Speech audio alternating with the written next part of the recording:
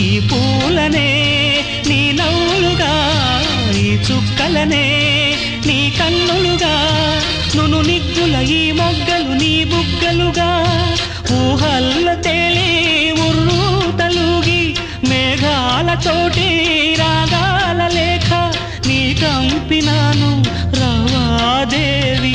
జాబిల్లి కోసం ఆకాశమల్లే వేచాను నీ రాకకై, నిన్ను కానలేక మనసూరుకోక పాడాను నేను పాటనై. జాబిల్లి కోసం ఆకాశమల్లే వేచాను నీ రాకకై.